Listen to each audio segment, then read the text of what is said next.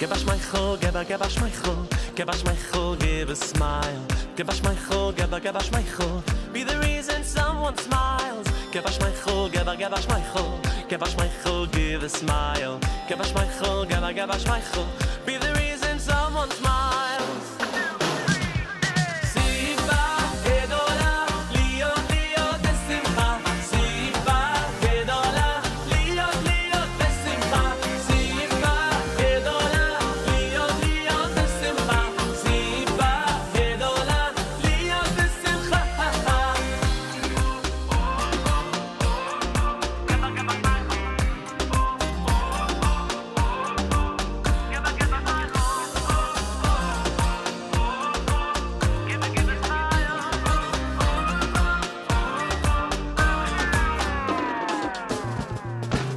Give us Michael, give us Michael, give us Michael, give a smile. Give us Michael, give us Michael, be the reason someone smile. Give us Michael, give us Michael, give us Michael, give a smile. Give us Michael, give us Michael, be the reason someone smiles. Siva, Gedola, Leo, Leo, Besimcha.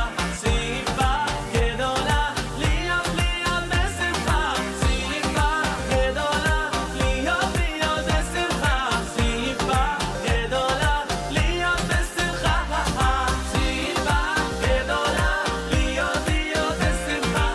Siva, Gedola, Leo, Leo, Besimcha.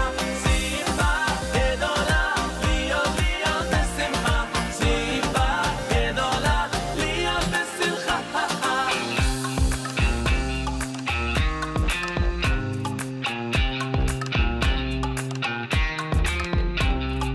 Be the reason someone smiles. Be the reason someone smiles. Be the reason someone smiles. Be the reason someone smiles.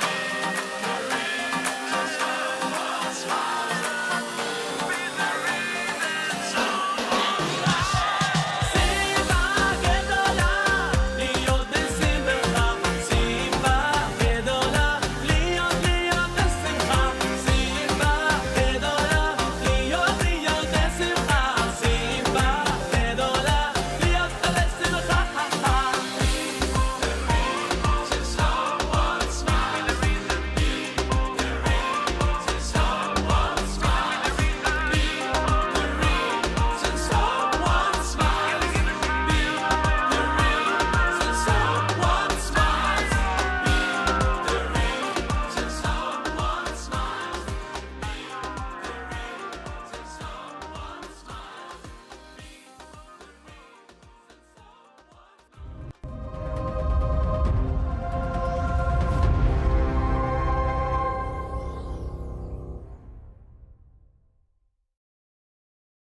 Breakfast with Elli.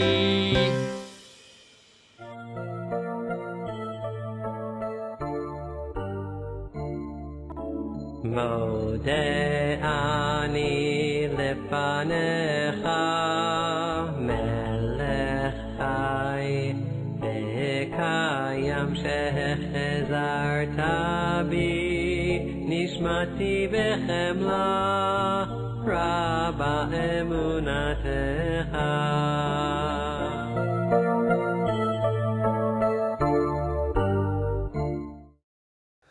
L'schus hashlucha henya bas bracha dver leil refor shlemo kroiva taken from Yad Mamish. The Torah tells us that soon after Moshe Rabbeinu killed the Egyptian that was trying to hurt a Yid, Dasan and Aviram are getting into a fight. Moshe Rabbeinu is trying to stop them. One of them says to Moshe, "Are you going to kill me like you killed the Egyptian?" Moshe Rabbeinu is afraid, says the Torah. He says the matter has become known. And then Paro finds out about it and wants to kill Moshe. Moshe needs to escape. The Rebbe asks, why is it relevant that Moshe Rabbeinu was afraid? And the Rebbe explains this based on the idea that the Tzemach Tzedek told the Chassid, tracht gut, vet zayin good. By thinking good, that's what makes good things happen. The bitachon, the trust in Hashem, that's itself what makes something good happen. Had Moshe Rabbeinu not been afraid, then he wouldn't have to run away from Paro. Paro would have never tried killing him. It's the bitachon itself. Trusting in Hashem, being confident that everything will work out good, is what makes it happen.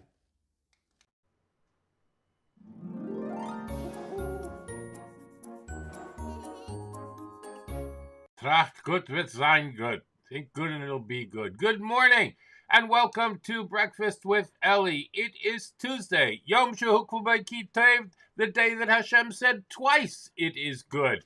The 6th day of December, the 12th day of Kislev, the year of Hakel, 5783. The Torah portion is Vayishlach, HaYom, Yom Shlishi, Shabbos, the third day, counting up towards Shabbos, and we will be learning the third Aliyah. Good morning, everybody on Clubhouse. Good morning, everybody on Spotify. Good morning, everybody on Facebook and all the other platforms. It is so good to see you here. What a great thing it is. All right, let's get started. Men and boys, please take your two front tzitzis and let's make a bracha. Baruch atah Adonai Eloheinu melech haolam asher kiddishanu b'mitzvotav v'tzivanu al mitzvat tzitzit. All right, al divrei Torah. Baruch atah Adonai Eloheinu melech haolam asher kiddishanu b'mitzvotav v'tzivanu al divrei Torah. Hareini mekabel alai mitzvat aseh shel ve'ahavta l'reacha kamocha. I take upon myself every single day to love my fellow friend in a very special way. Torah Tziva. Ay Torah tziva lanu Moshe morasha keilat Yaakov. Torah tziva lanu Moshe morasha keilat Yaakov.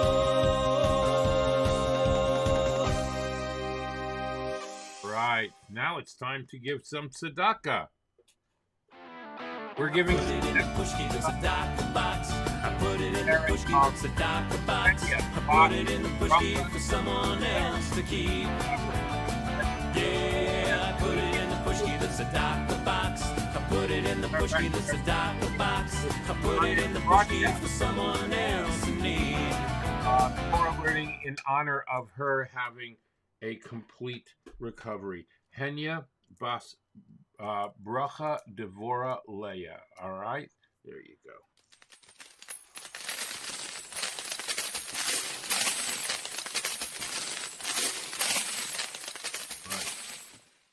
All right, fantastic.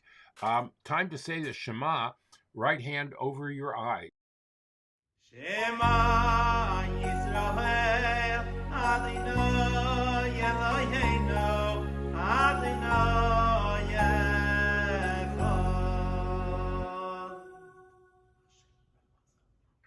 All right, and now let us have our shahakol, our breakfast. Shahakal niyeh b'dvoroi, shahakal niyeh b'dvoroi. All right, Borach ato Adonai Eloheinu melech haolam shahakol niyeh b'dvoroi.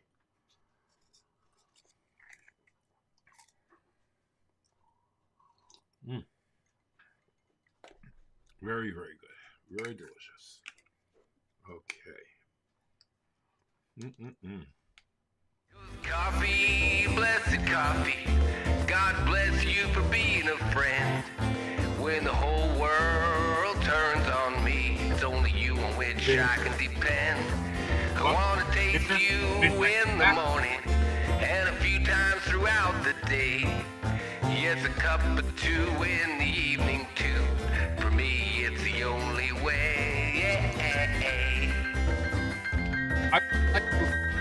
Beautiful picture that I'm using as my background today. This was taken by my former brother-in-law, Ron Schwartz. So, shkoyach, and thank you to Aliyah for that song. All right, let us get into today in Jewish history.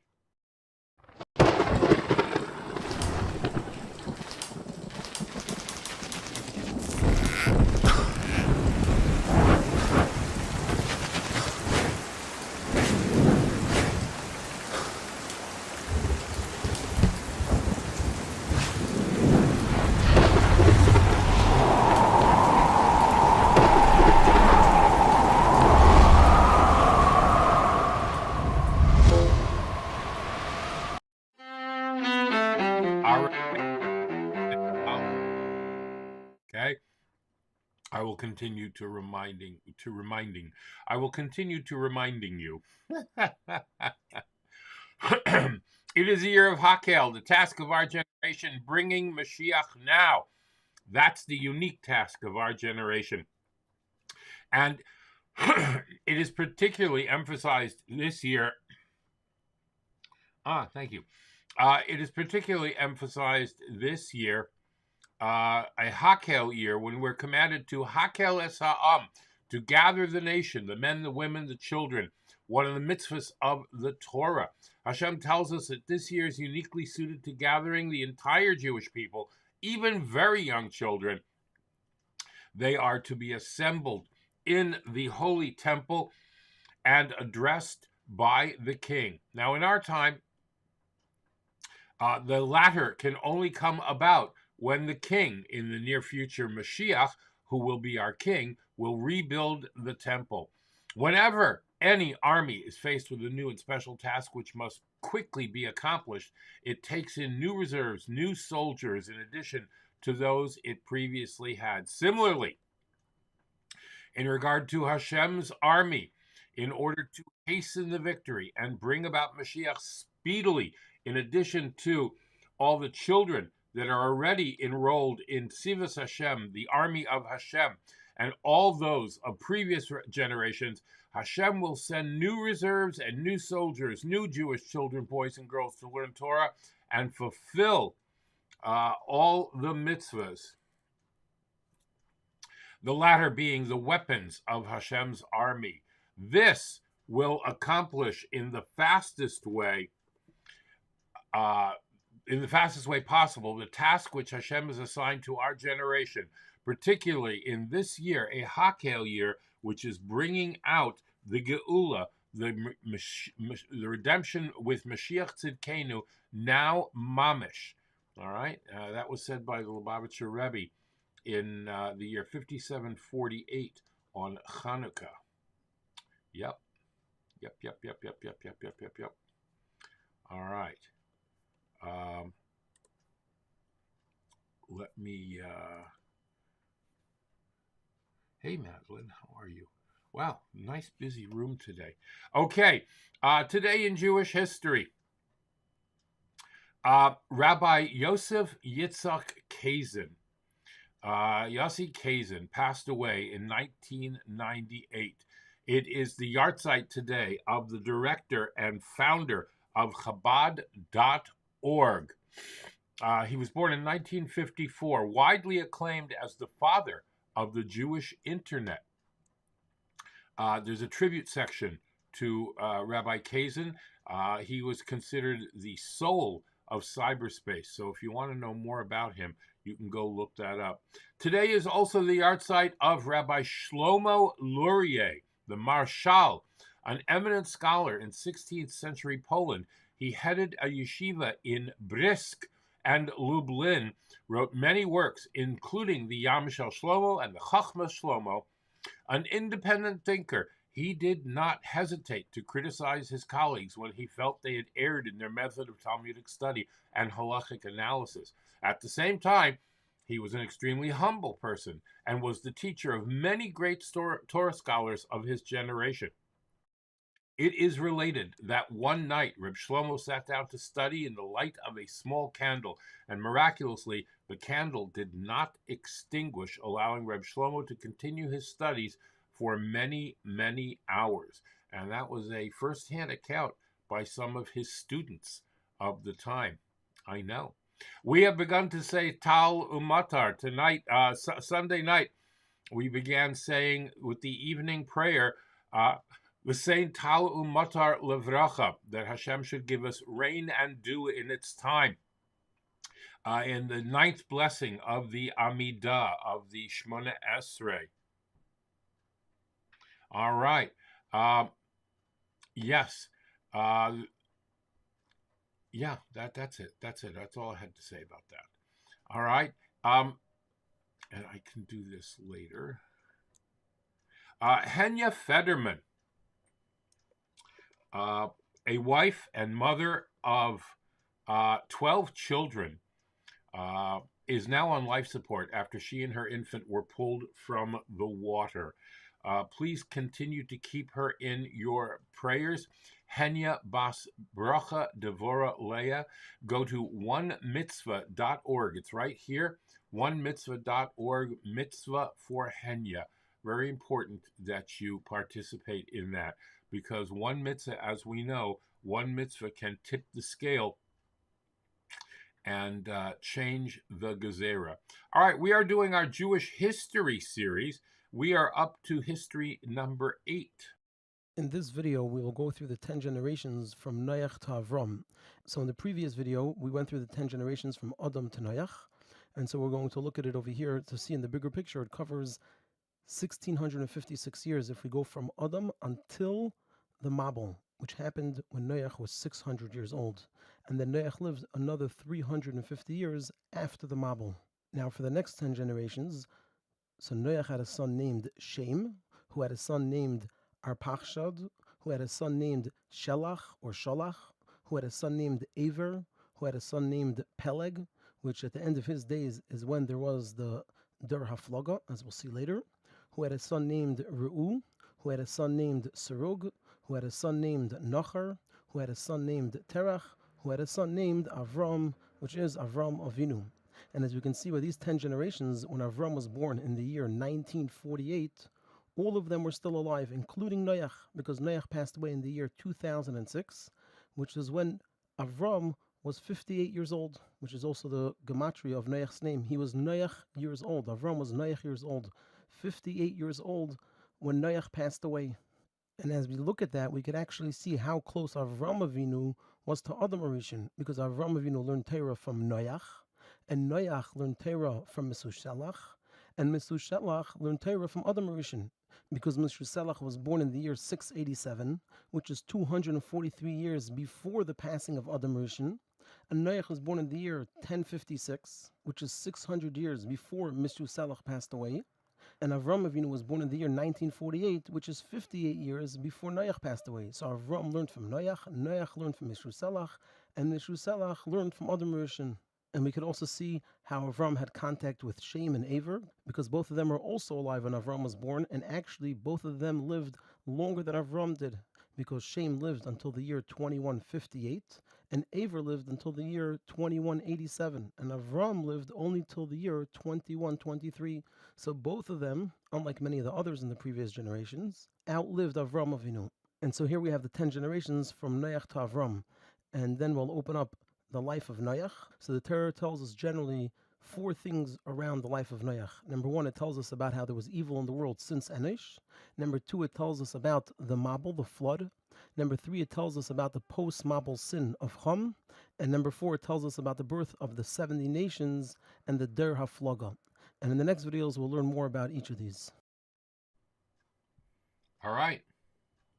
That's fantastic. Okay. Are we good with that? All right. Fantastic. All right. Let us now go to HaYom Yom for today, the 12th day of Kislev.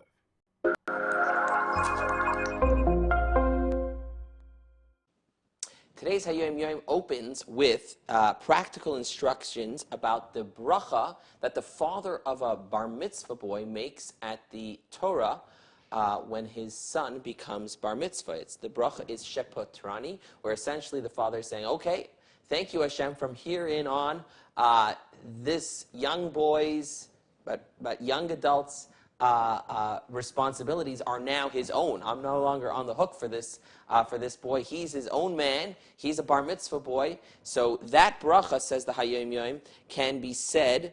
First of all, we don't mention Hashem's name in that bracha. Additionally, it can be said on Monday, Thursday, Rosh Chodesh, apparently any day that we read the Torah, not necessarily doesn't have to be on Shabbat. Okay. Now, second part of the HaYom Yom is a tradition that we have received from our teacher, the Baal Shem Tov, founder of the Hasidic movement. You know, there are times when you need to, sometimes, not always, if negative speech that is uncalled for is lashon hara. That's forbidden. But there are times when it is halachically permissible and even necessary to say the truth, right? If someone's doing research about a possible hire, right? You're thinking about hiring somebody for a job. You need to be able to make a phone call and say, "Tell me about this person," and the person on the other end of the line needs to be truthful. Needs to say the positive things and the negative things, because someone's business is on the line here. So there are situations where halachically it's okay and it's actually the right thing to do to say something positive about somebody and say something negative about somebody. However, says the Baal Shem Tov, if you're in a situation where you hear something negative about another person, even if it's a proper halachic kosher conversation, says the Baal Shem Tov, whenever you hear something negative about somebody, it should not be it's a reason to be, that's not something that you do, God forbid, with glee. On the contrary, you got to be upset when you hear something negative about another person. For one of two reasons, says the Baal Shem Tov. If what you're hearing is true, that the third party, that negative thing about the third party is true, and that means the third party is not in a good place. And if what you're hearing from the person talking to you is not true, then it means that the guy who's talking to you is in a bad place. So either way, even when it's necessary to hear something negative, it's not something. It's something that should be painful and difficult. All right, there you go. There you have it. All right, and now a word from our sponsors. And now, a word from our sponsors. PestProRidol.com. PestProRidol.com. Trusted by the best to keep away the pests. We are offering COVID-19 disinfection services. Mention this ad and get 1 month free service. Visit us at PestProRidol.com. Tarzane Group. Micro, miniature, and small orchids. Go to tarzanegroup.com or call Tomas at 305-440-0565. That's 305-440-0565 and order today. Visit Tomas and Yair at tarzanegroup.com. Micro, miniature, and small orchids. Beautiful in your home. Go to the website and read Tomas's orchid blog. And by Dina D Design. DinaDDesign@gmail.com. Fine artwork, custom made to your specifications, logos, wall hangings, Judaica, and you can even have something for your child's room. Dina D Designs. Go to her Facebook or Instagram or call or text. Thank you very much to our sponsors. If you'd like to become a sponsor, please go right up here to where it says patreon.com/theactorsrabbi, and you can contribute even only $1 a month if you'd like, but that'll help us bring this broadcast to you on a daily basis and cover our expenses. Be sure to thank your sponsors when shopping and mention Breakfast with Elli when you're shopping there. There might be discounts. Thanks for watching. Torah, Torah, Torah, Torah, Torah, Torah, Torah, Siva lanu Moshe. Torah, Torah, Torah, Torah, Torah, Torah, Torah, Siva lanu Moshe. All right, fantastic.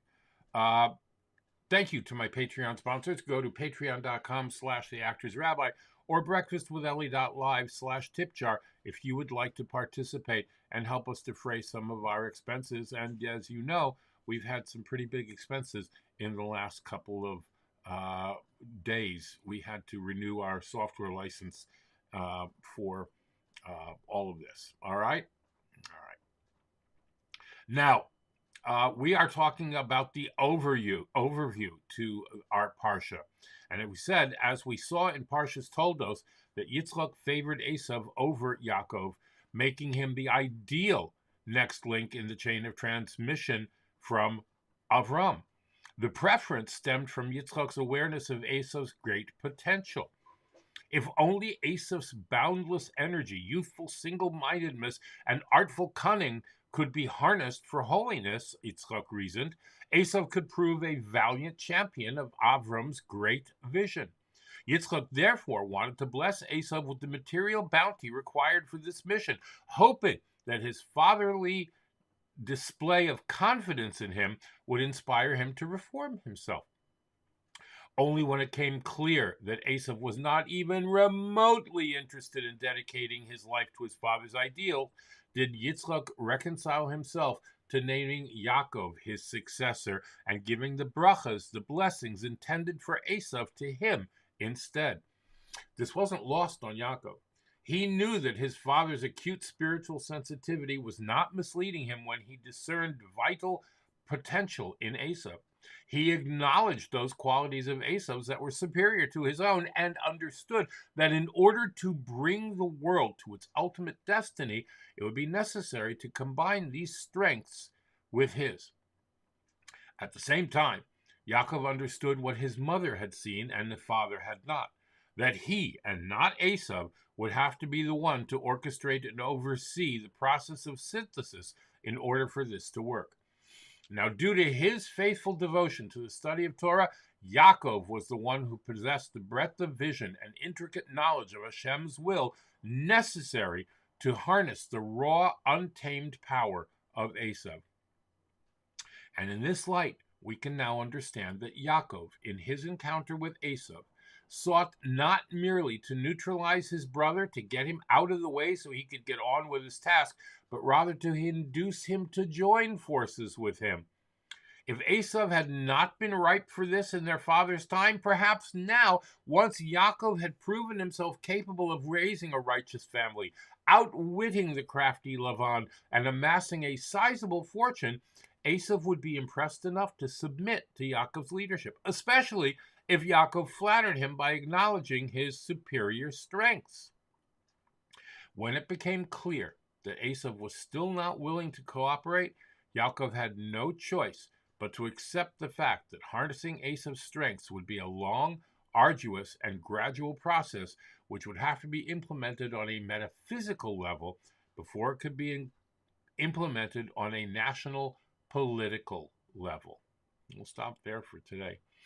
In the third Aliyah, as we mentioned yesterday, because the angel wrestled with Yaakov, Esav's angel, because he touched Yaakov's leg, harming him until the morning, we do not eat the sciatic nerve of otherwise kosher animals because of this episode. Esav now arrives. Yaakov especially respectfully approaches his brother, who then ran towards him and wept. And both of them wept. We'll find out why.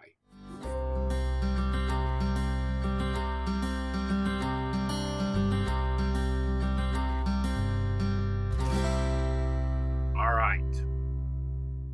Esav and his men, this is from the Medrash. Esav and his men finally caught up with Yaakov and his family. Yaakov stood in front of the family. Step by step, he approached Esav. Every few steps, Yaakov would stop and bow low. Esav saw his brother coming to him, bowing again and again and again. He loved it. The bowing did its job. Esav had mercy on his brother, who ran to Yaakov and gave him a big hug. He then put his head on Yaakov's neck and kissed him. What a special moment. Two brothers, after such a long and bitter separation, hugging and crying in each other's arms. But things are not always as they seem.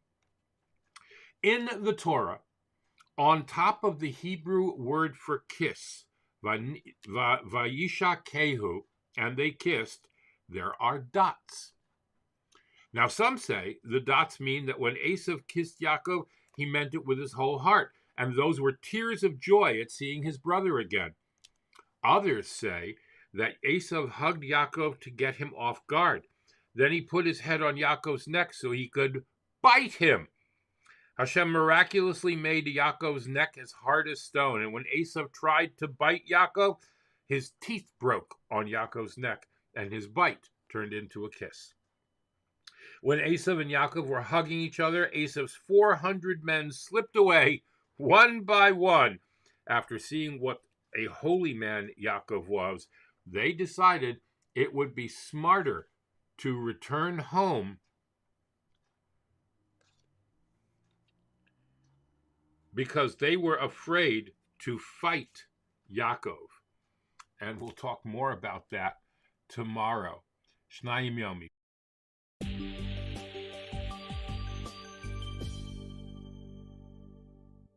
Third Aliyah starts off, Shlishi, that Yaakov is going and the sun comes up and heals him. We don't need to get a nasha. And Yaakov sees Esav and he sees 400 people with him.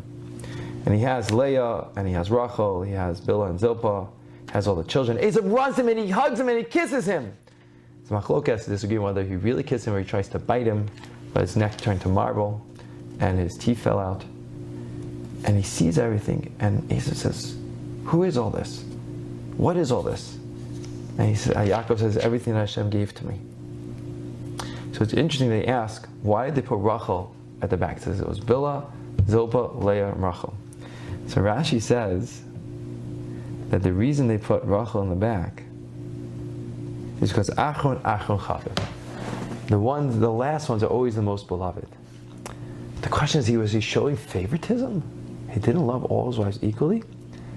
So the Chassidish Sfarim, the Chassidish sources say something so beautiful. They say every person needs a merit, needs a zechus. And there's something called Elokim Yivakesh Zanirdaf. When someone's pursuing you, you're always protected by Hashem. Elokim even means this hadin, even judgment. So the Shvachos, Bilhah and Zilpah, you know that it says about the Shavatim who were born from them, that they were pursued, they had a special zechus. And Leah wasn't the first choice of Yaakov. So in a sense, she was pursued. But Rachel was Achar Chaviv, she was the most beloved. She had the least protection, so therefore she was put in the back. Not because she was the most beloved. But because she was the most beloved, that's why she had the least protection. Not because he cared more about her to keep her in the back.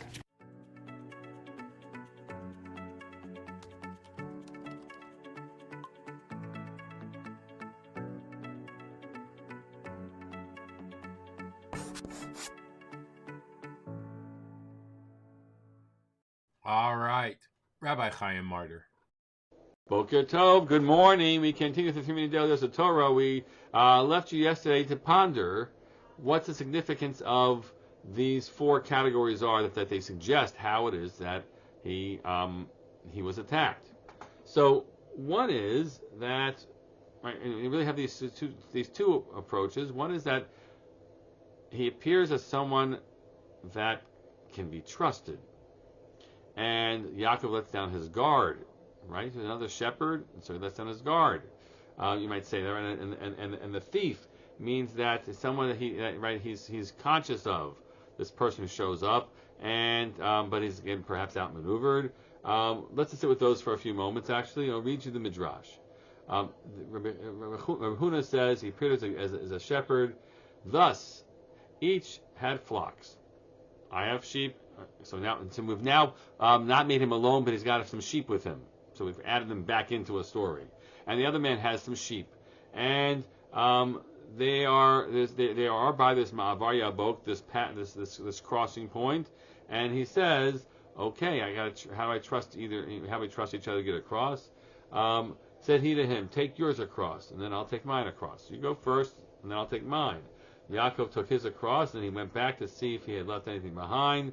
And that's when he got attacked. Okay, so he thought he was doing somebody trustworthy. He brought himself across and came back for his last little things, and that's when he got attacked by the shepherd. A brigand. The Chachamim said he appeared to him, and the guys are brigand. Each had flocks and each had camels. And he proposed to him, you take mine across, you take mine, and I'll take yours. That's a way, right? I don't trust you, and this is the way we're going to get across here in this scenario. I don't trust you, don't trust me. And then the angel transported Yaakov in a twinkling of an eye, whereas Yaakov took some across and returned and found more, right? And Yaakov says, "You're a sorcerer," and they get into this interaction between him and the sorcerer, and right, it's like, whoa, this is like a very scary thing. Hold on, I'll get to the third part. actually going to skip the way that the Midrash chooses to talk about the other two as an Obi Kachamim and a Talmid Chacham, but it has to do with sort of walking next to someone that you don't trust or do trust, and how you might get bested, and there's a whole discussion about how they imagine the attack happened and how he ultimately came to hurt him in the sciatic nerve and the position he must have been in for that to happen. But I think what you have here is an interesting reflection, just sort of going back a step, about how it is that we assess risks in people in front of us. Who do I trust and not trust? I make an assessment about what someone looks like, or and how he is, and the answer is be careful, because just because someone presents it a certain way doesn't mean, especially the ones, the shepherd or the Talmid Chacham, that was a real tricky thing, right? So you think you're going to be able to, you're just fine, and you might not be. I'm not telling us that we should all be frightened about any individual around us who looks like trustworthy, but you know what it is. We know what in a difficult period of time, how you have to make extra careful judgments of people, even if they look like they might be friend, to make sure that they are, especially if one finds himself in a difficult and dangerous scenario. Yaakov learned the hard way. We hopefully learn a lesson from Yaakov. Wishing you all a great day. All right, there you have it. All right, Rabbi Zilberstein. My dear friends, let's take some coins, put them in the pushka, and as you see, we shnas hakel, we do it together, and let's have in mind all those who need a refuah, yeshua, a cure, get saved from the predicaments that they're in, and made this happen right now. The last 2 days, I should say yesterday and Erev Shabbos, we spoke about the Mittel Rebbe, whose Yortzeit and his Chag HaGeula was yesterday and past Shabbos. I just want to pick up on two little events which illustrate the particularity of the Mittel Rebbe. The Mittel Rebbe, who was a symbol of the fusion of the divine and the mundane in many matters, in many aspects. But here are two little vignettes. Story is told that when it came to the reading of Parshas Kitavo, Kitavo is the parasha where there's all these, what we call hidden blessings, the apparent curses. And it was a Shabbat reading, and suddenly, in the middle of the reading, the Mittel Rebbe, still a young man, fainted. They finally revived him. And they were wondering what happened. And he said he heard frightening words. All these curses. He got so frightened. But he asked him, you've heard this parsha many times in the past. What happened this week?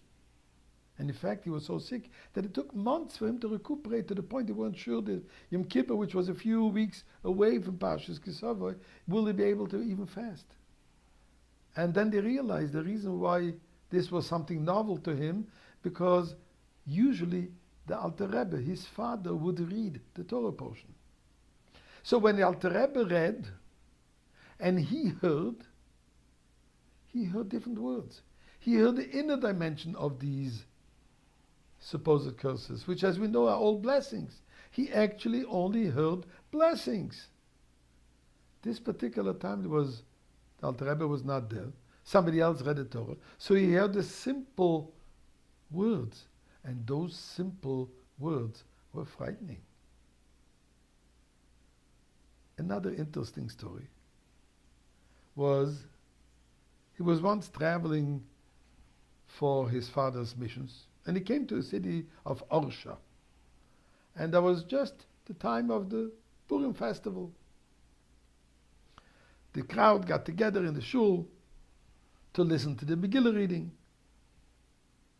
And obviously the reader read the Megillah in the traditional sing-song with a tune, with all the excitement that comes along, the noise-making during Haman, And everybody has their style. Which Hammans you do make noise, which Hammans you don't.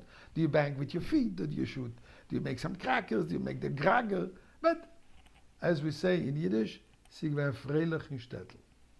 The really happy occasion of this Megillah reading. Now, custom had it in this particular shul that they would put a tip. There was a little plate, and everybody from the shul goes, they would put a tip for the Megillah reading. Megillah reader. That was his way of making a few pennies, I guess. Came down to Rebbe, the Mittler Rebbe, he took out a note of 5 ruble, which was a huge sum compared to what everybody else gave. An enormous amount. Everybody gave a few kopecks, and he gave, in fact, all the donations from the whole community together didn't add up even to 1 ruble, and he gave 5 ruble. The one who read the Megillah didn't know who the Mittler Rebbe was, and he was taken back. And he said, I mean, I appreciate, but I don't really deserve such a huge amount. Why would I accept it? So the Rebbe said, no. The Mittler Rebbe said, no, you definitely deserve it. I just heard a beautiful story that I never heard. I heard a marvelous, beautiful story. And for a new story, one has to pay. When the Chassidim heard that story, they realized. Usually the Alter Rebbe would read the Megillah. When the Alter Rebbe reads the Megillah and the Mittler Rebbe hears, it's a different story. HaMelech, the king, is about God. Mordechai Esther, story of Moshiach, and so on and so forth. A different story. That was the Mittler Rebbe. His ears were in tune with his level of his soul. His physical ears heard this which the soul appreciated. So may the Eibishter help that we should reach this level. You know how? By being the Beis HaMikdash. Please God. Now. All right. Fantastic. Give me 1 second here. Just responding. All right.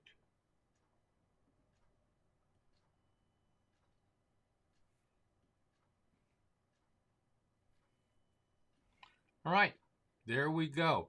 And now, our Parsha report.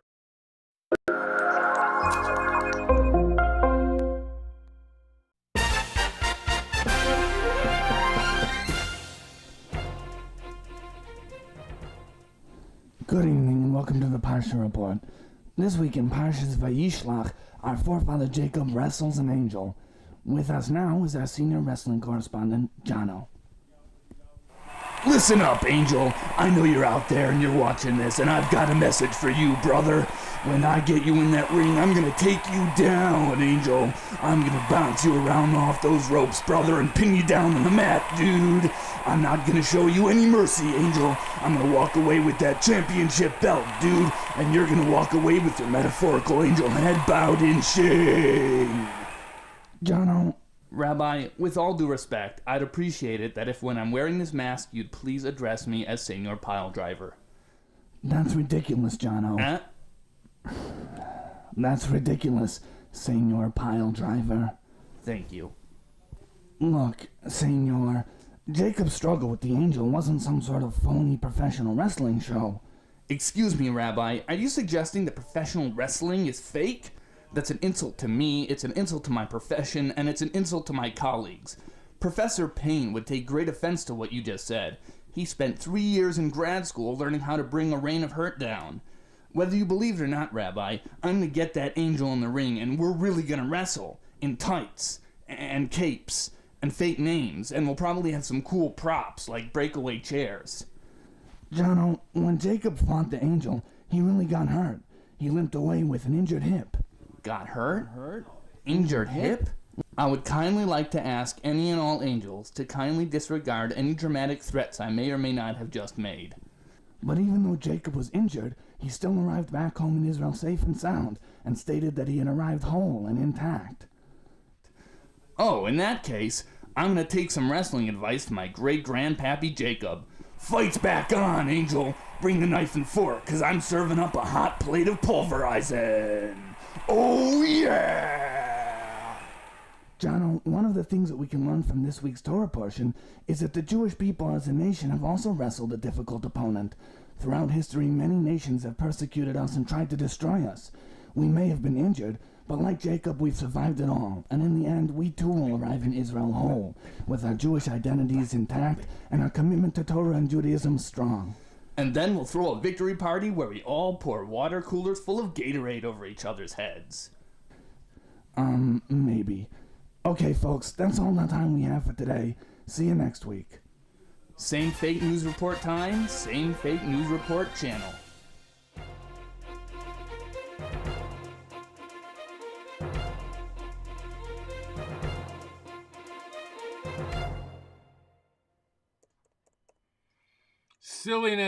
Silliness abounds.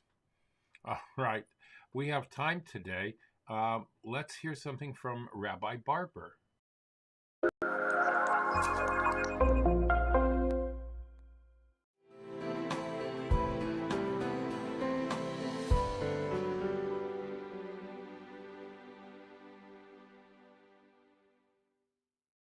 Jewish man walks into a bar, he sits down, and he sees sitting opposite him is a Chinese gentleman. He goes over to him and he punches him in the face. Chinese guy says, "What was that for?" "That was for Pearl Harbor." "Pearl Harbor? I'm Chinese." "Chinese, Japanese, what's the difference?" The Jew goes back and he sits down. A few minutes later, the Chinese guy comes over to him and he punches him in the face. And the Jew said, "What was that for?" Chinese guy says, "That was for the Titanic." "Titanic? That was an iceberg." "Iceberg, Goldberg, what's the difference?" The third Chabad Rebbe, the Tzemach Tzedek, when he was a little boy, he was once sitting on his grandfather, the Alter Rebbe's knee. And the Alter Rebbe asked him, "Tell me, where is Zayda?" Tzemach Tzedek pointed to his grandfather's head, and he said, No, that's my head." The little boy then pointed to his chest, and he said, "No, that's my chest." A few minutes later, the little boy got down, and the Alter Rebbe started to walk away. And then the Tzemach Tzedek in a loud voice said, "Zayda!" The Alter Rebbe turned around, and the Tzemach Tzedek smiled, and with a twinkle in his eye, and he said, "That's Zayda." You ever noticed that when, God forbid, somebody faints, the very first thing that we do is we scream out their name? The mystics explain the reason for that is because the name of a person is very much connected to the essence of the individual. And when we shout out their name, in a sense, we're trying to awaken their very core. We are told that when parents name a child, God gives them divine inspiration, because the name that they give the child very much reflects the very character and nature of that child. I'd like to explore the name that we have. I'm not talking about our own personal name. I'm rather talking about the name that collectively we have as a nation. We are known as the Bnei Yisrael, the sons of Israel. And it is in this week's portion, Parshat Vayishlach, where we read how our forefather Yaakov does battle with the angel of Esav. And at the conclusion of that battle where Jacob is victorious, the angel says to him, as a result of the fact that you did battle with the heavens and you did battle with man, and you came out victorious, no longer will your name be Yaakov, but from now on you will be called Yisrael. We know that Yaakov was called Yaakov because when he was born holding on to the heel of his brother Esav. The word Yaakov actually means heel. You know, when you ever ask somebody, "Tell me, what religion are you?" If he's a Catholic, they'll immediately say, "I'm a Catholic." If they're a Protestant, they'll immediately say they're a Protestant. But if you ask somebody, "Tell me, what religion are you?" and they'll say, "Well, what do you mean by religion?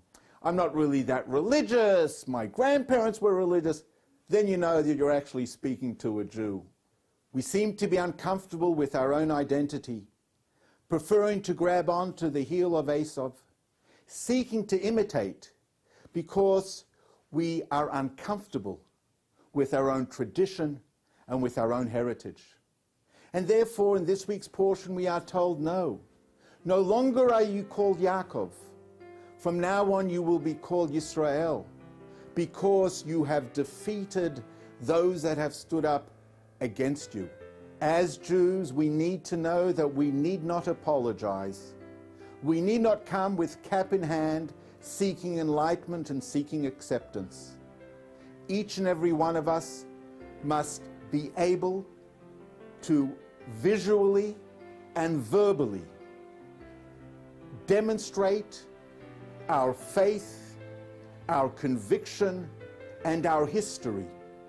And if we do that, then we truly can be called B'nai Yisrael, the sons of Israel. Thank you.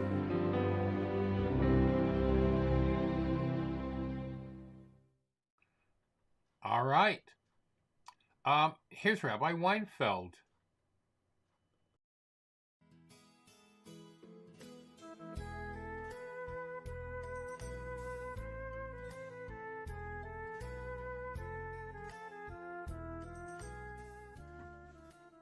A guten Erev Shabbos. When I was younger, I was wondering how can be that on a box of 40 Krembo, you have a little sticker that says, this is to be used until 2 months from now. But actually, after 2 days, not even 1 Krembo was left. I didn't understand why. But not only that, I didn't know about Krembo. Recently, a Lubavitch Chosid from Yerushalayim told me that in the MEMS, by the 80s, him and another few friends of him was trying to invest in a company, a factory to produce Krembo in the USA. And he says, before I do anything, I want to ask the Rebbe. I'm a Lubavitcher Chosid. He asked the Rebbe, and the Rebbe told them, don't do it. Don't you think that someone was thinking about this idea already before? And don't you think that he had a reason why he didn't do it? Why do you going into a business that it's not worth it? This is what the Rebbe answered him. The partners was very upset, but after a little while, they found out that there is a big problem with selling Krembo in the USA. In the winter, it's becoming very hard. In the summer, it's going to be melted. And there's no way how to make money, and not only that, if someone will invest, he will lose a lot of money in the USA. So it's good to be connected to the Rebbe, right? It's good to listen to the Rebbe. And this is what Parshas Vayishlach is about. Yaakov Avinu sent his slaves to Esau with presents. And when he gives one of them presents to Esau, he says, if Esau will ask you, where are you from? Who do you belong to? You should say you belong to Yaakov Avinu. Yes, when we remember who are we connected to, we are connected to the Rebbe, we are connected to Lubavitch, we are connected to Chassidus Chabad, then even if we have to deal with Esau, with the Golus, we can do it. We have the power, especially this week when we have the Rosh Hashanah LeChassidut Yutes Kislev, that this day gives us the power how to deal with the Golus, with Chassidus Chabad, and Hashem should give us, we should have a good Nishabes, and we should have Leshon HaToivo, Belimud HaChassidus, Tikoseivu, Ve'sichoseivu. All right. I like that. And now we've got Rabbi Label Wolf.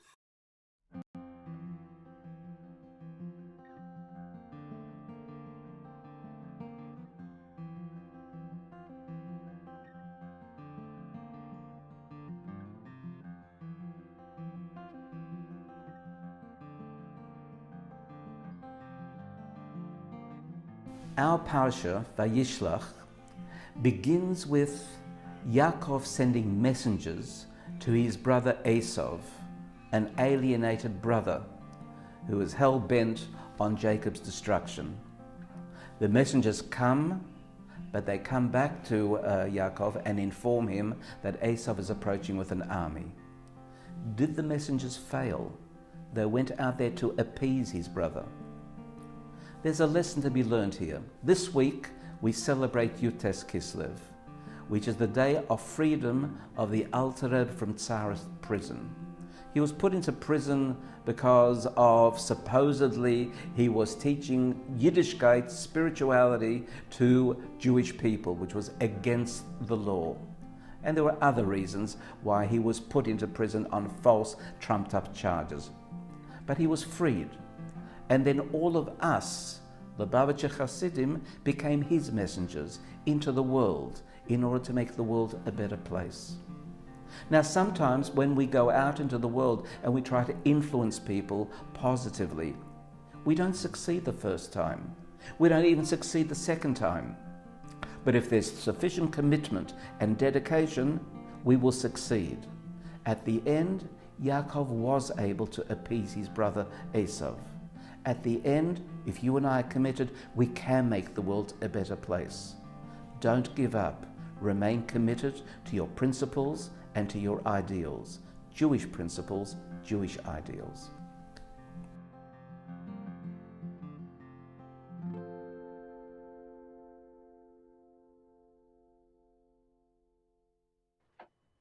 All right. Fantastic. Moving on to the saying of the Psalms, Tehillim. As you know, saying Tehillim is so important to understand the power of Tehillim. You would say it all day, every day, whenever you have a free moment. So let us now say chapter 121 together.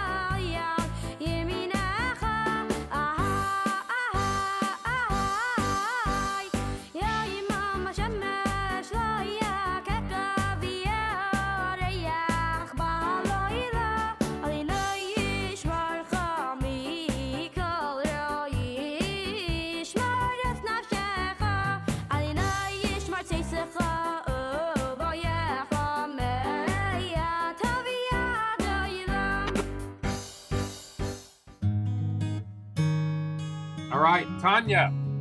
Oh, we know Tanya. For the 12th day of Kislev, Tanya. The Alter Rebbe now explains in a statement in a statement that is found in Eitz Chaim and Shar HaYichud, Kabbalistic works of Rabbi Chaim Vital, a student of Rabbi Yitzchak Luria, the author, that seems to imply that a person's intention affects a higher spiritual level than their Torah study. Kavana, intention, creates an effect at the level of the soul, and Torah, studying Torah, creates an effect at the lower level of Ruach, spirit. The Alter Rebbe says that this is referring to a person's Torah study as it ascends from this world below to the worlds above. But the Talmud and the Mishnah, as they were given at Sinai in a descent from above to below, are indeed at the level of one's etzem haneshama, their essence of their soul. Now, the Alter Rebbe elaborates that even if it's suggested what was given from above at Sinai comes from the level of spirit, it is not like an independent being, but like a messenger that merely expresses the power of he who sent it, referring to the angels when they are carrying a divine message. So, in this vein, it follows that when the Talmud and the Mishnah are invested in the levels of spirit, they are vessels bringing the Or Ein Sof, the infinite light of Hashem, down from even higher levels to the level of Ruach, spirituality. So when a person studies the laws of the mitzvahs, positive or negative, theoretical or practical, they draw down the infinite light into this world, even when they study without kavanah, without intention. So you know how sometimes you just mumble something? You know, how many times have you read? How many times have you read a book and you just read a page over and over and over again because you're just not absorbing what's on that page because you're distracted. There's a noise outside, the baby is crying, the cats are running around. There's something going on that completely distracts you. And so when you put on those noise canceling headphones and you look straight into that book and you concentrate on the words, that's when you understand what's there. Well, it's the same with Torah learning. When you have kavanah, when you have intention, when you are saying the words of prayer or studying the words of Torah, and you are trying to see what every word means and what it means to you, that is a higher level of study than when you just mouth the words. Now, just mouthing the words, those prayers go up also, but they don't have the same power and they don't reach the same level. And we'll talk more about the Tanya as we conclude, coming up to the 19th day of Kislev, coming up very, very soon. No, it's not impossible Thanks for the book of mitzvahs, the Rambam. We are up to class 200. We've learned that one of the ways that a corpse transmits tumah is through ohel, by being under the same roof as a person, object, or food. That person, object, or food becomes tameh with the tumah of a corpse. There's one exception to this, and that is known in Hebrew as tzamid pasil, which means a tightly sealed covering. If a pottery vessel is tightly sealed and is under the same roof as a corpse, anything inside of it will be saved from becoming tameh and will not contract the tumah of the corpse. The same thing applies to any vessel which cannot contract tumah, like a bone vessel or a vessel made out of fish skin. If it is tightly sealed and it's under the same roof as a corpse, anything inside of it will not become tameh with the tumah of a corpse. All right. Tameh Mace, we talked about the becoming spiritually impure because of contact with a dead body. All right. Matters of Mashiach are next.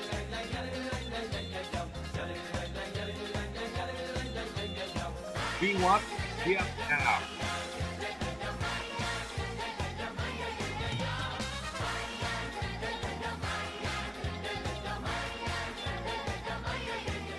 All right. It says in the Akedah Noach, there is none wise as one who learns from experience. The true test of understanding is practical application. When a person's learning affects their daily life and helps them overcome life's challenges, it proves that they truly understand. Now, this is similar to a lever that lifts an entire structure from the bottom, a fulcrum. So too, by bringing what we learn into practice, we raise our entire being, including our understanding and faith, to a completely new and higher level. Good morning, Brian the cat. How are you? It is true that studying about godliness in Chassidus brings Mashiach, but we must first fully understand and internalize what we learn, and that can only happen through practice. Shmuel Tzvi. Shalom Aleichem, everybody. Hope all is well. Today is a very, very special day. Today is Yud Kislev. Today is the day where the Mittler Rebbe, the holy second Rebbe of Chabad, a massive leader of our people, was released from prison. And we know that everything that happens on a specific day of the year happens every year on that day again, except the energy is even greater. The intensity, the divine light is even greater. So therefore, the fact that our leader, the Mittler Rebbe, was released many years ago on this day from prison means that on this day again, this year, there's an even greater revelation of redemption energy, of freedom, of salvation. And how do we tap into this beautiful salvation from Hashem? How do we set ourselves free? First of all, we have to understand that the only way to get free from our limitations, from our negativity, from our boundaries are to connect to the beyond infinite one, to Hashem. And when we connect ourselves to Him, we are removed from all self-set limitations. And how do we do this? Well, luckily we have beautiful advice from the Alter Rebbe, who explains in chapter 46 of Tanya, where the Alter Rebbe explains, "V'hine v'chol yom v'yom v'chol dor v'dor chol yom v'yom chayav adam liras et atzmai kilu hu yatsa hayom mitzrayim," which means we have to all see ourselves, not in every generation, but even more specifically, every single day. We all have to see ourselves as if we just were taken out of Egypt right now, from Pharaoh. We were just freed from Pharaoh. Because every moment that we're not slaves, the Jewish people, is Hashem saving us at every moment. Because naturally, the whole world wanted to enslave us. Many nations, not everyone, not every nation, but many nations always want to enslave us, and yet we are free because Hashem frees us. How do we do this, though? The Alter Rebbe explains, how do we connect to Hashem? How do we connect to this freedom? Aliyah de esse kator mitzvahs, through and through drawing down infinite light. How do we do this? Through learning Torah and doing the good deeds in the Torah and integrating ourselves within the infinite divine light. By literally giving ourselves over and becoming servants of Hashem through His Torah, learning His Torah and doing His mitzvahs and performing acts of kindness for our fellow. Through giving ourselves over to Hashem, letting go of all of our own limitations, our own negativity, and going to Hashem, saying, Hashem, I'm yours. Your Torah, I'm here. Here I am. Whatever you say, I'll do. But through that, through giving ourselves over to Hashem's mission, we're free. We're set free. So that is very simple, but it's very deep, and we have to live with this. So I hope you like this. May Hashem bless you all. We'll experience this all today. All right. Fantastic. Mazel tov. All right. Matters of Chanukah are next.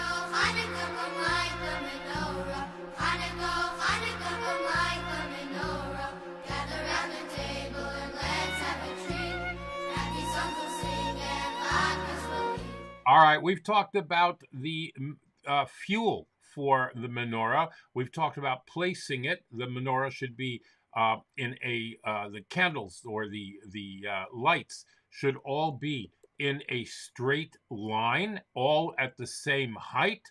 I would add you, Yosef. I'd love to add you, but this is not a group participation chat, all right? Nighttime. Some light their menorah after sunset, and others wait until after the stars come out. The custom in Chabad is to light after sunset between Mincha and Ma'ariv. Now, if it becomes time to daven Ma'ariv, one should first daven and then light. However, if there will only be a minyan later, or he usually davens in a later minyan, he would light first. If someone didn't light on time, then after the fact, you can light at any point until the sun comes up, provided that his family is still awake. Keeping Shabbos over Yom Kippur. Yeah, if you want to stick around after I finish my live stream today, I'll be happy to discuss that with you.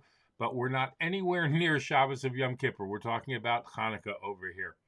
Now, as soon as it becomes time to light the candles, we are forbidden to even eat a small meal, do work that may draw us into it and distract us, or even learn Torah until we light.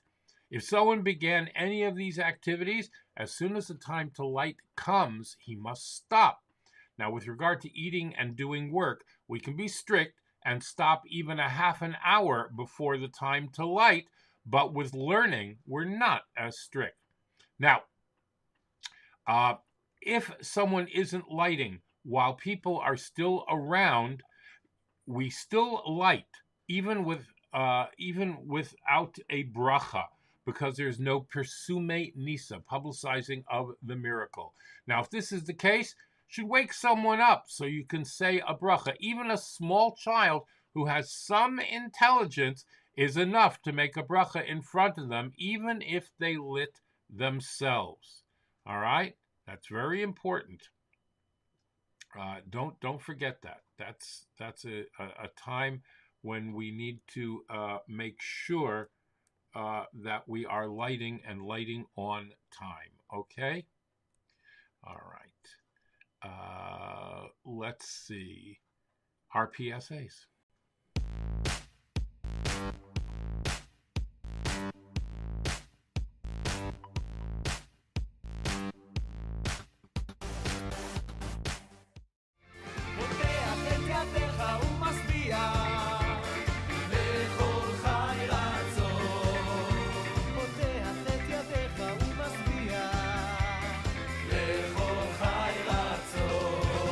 All right, must be a soup kitchen and food pantry. Text the word food to 726-879. You can get 7 days worth of pantry food and hot meals every single day in Flatbush Borough Park in Queens.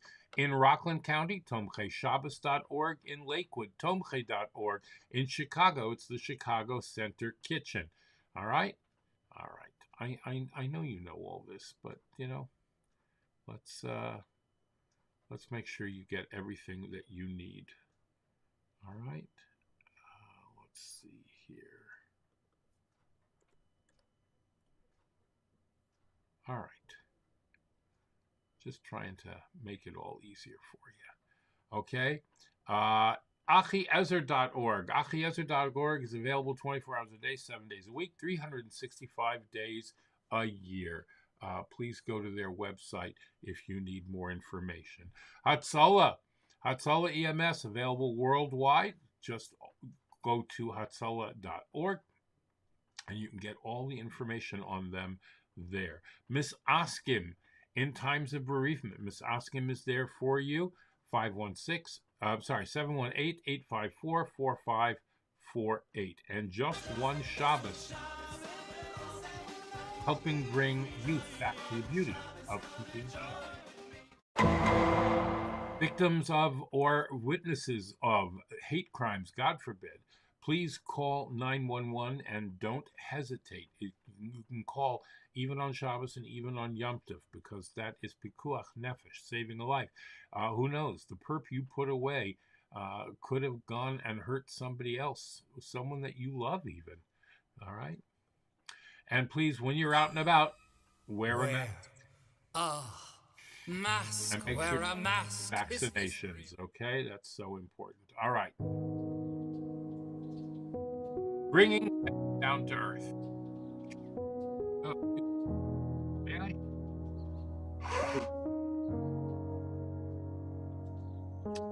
In his later years, the Rebbe would sit for hours every Sunday as thousands of people, both Jews and non-Jews, would stand in line to receive the Rebbe's blessing and $1 to give.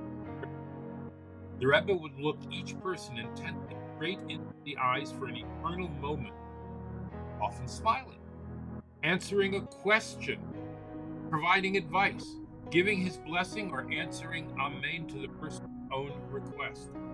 Each person received from the Rebbe's hand $1 bill to be given to any worthy cause of his or her choice. All agreed that this spectacle was entirely supernatural. The stories I could tell you. As the line went on, the Rebbe became increasingly invigorated, as though he himself was receiving energy and life from these people. When, after many hours, the line would finally dwindle away, the Rebbe would turn to his personal secretary and say, "Is there no one else?" It happened one day that an elderly woman waited in line, sitting on a small chair which she moved ahead as the line moved. When she finally arrived before the Rebbe, she could no longer contain herself. "Rebbe, I'm younger than you," she burst out, "and I only sat, and you stand here and greet each person, and just look at you." The Rebbe beamed and replied, "When you're counting jewels, you don't get tired."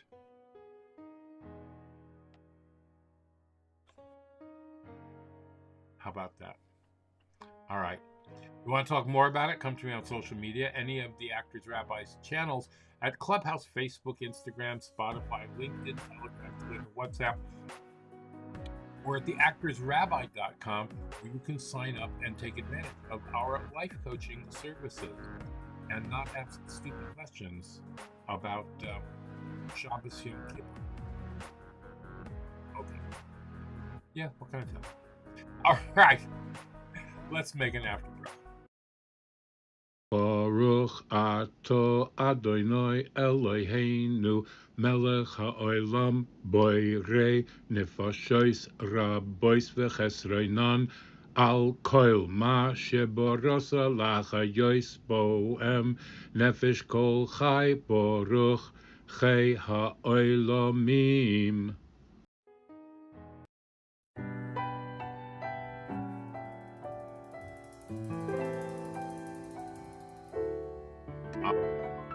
Thank you for being here. Emmanuel, thank you.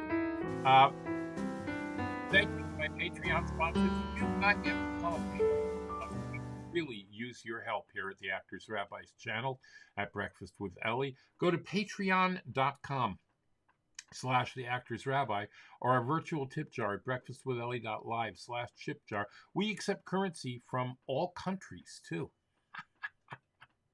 Knowing that we are now broadcasting to about a dozen different countries on a dozen different platforms.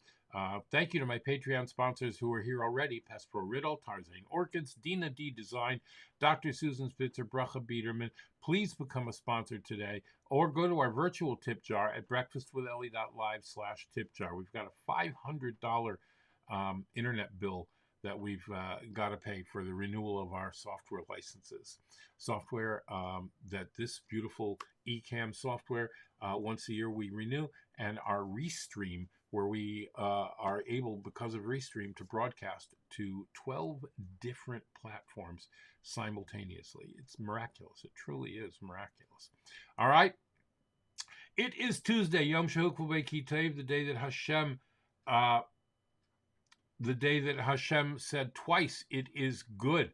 So you need to double your efforts today to do something nice and something good for someone today, all right?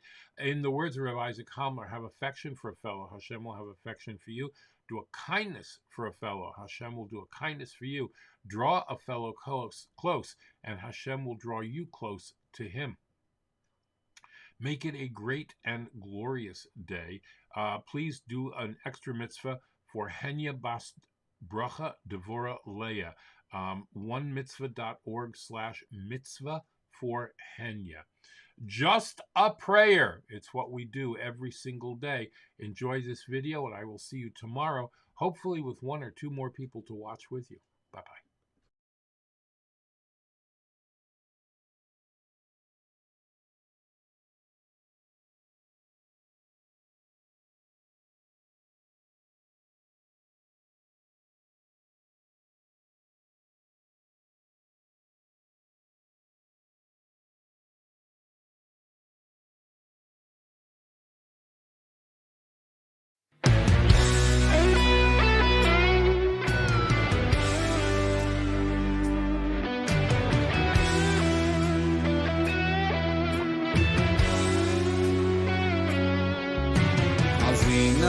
Elohim tefilasi v'yalti salam mitchinasi hakshiv ali v'aneni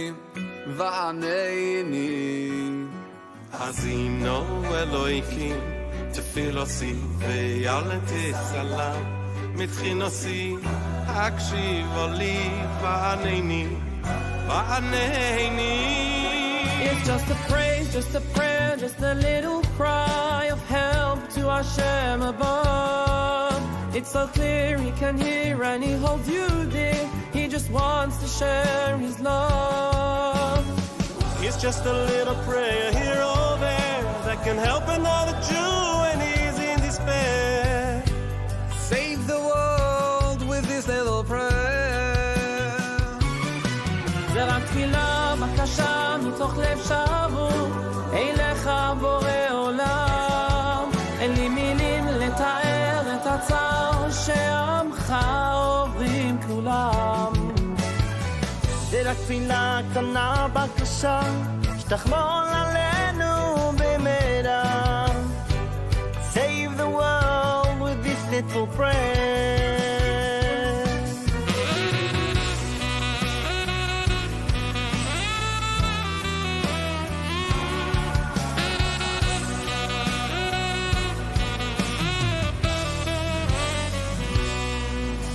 Hazino Eloikim, Tefilasi ve'alti salam, Mischinasi, Hakshivoli vaneini, vaneini. Hazino Eloikim, Tefilasi ve'alti salam, Mischinasi, Hakshivoli vaneini, vaneini.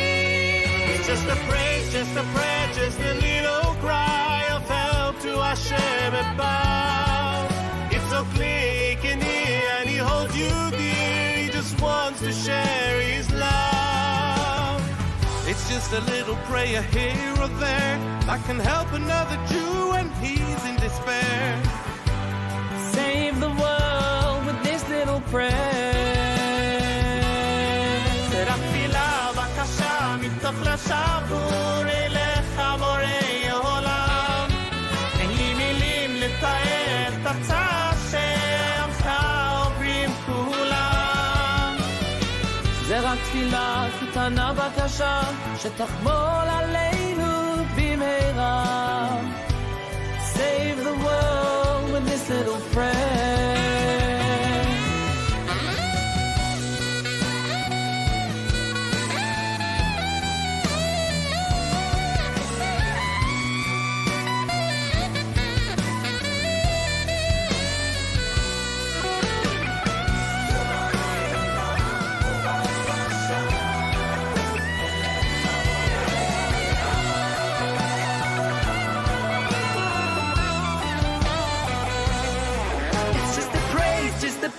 Just a little cry of help to Hashem above.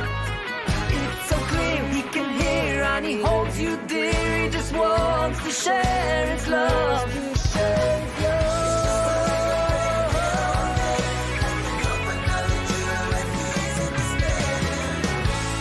Save the world with this little prayer.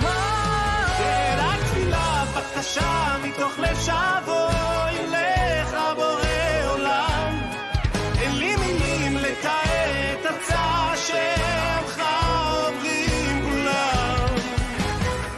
זה רק תפילה קטנה בקשה שתחמול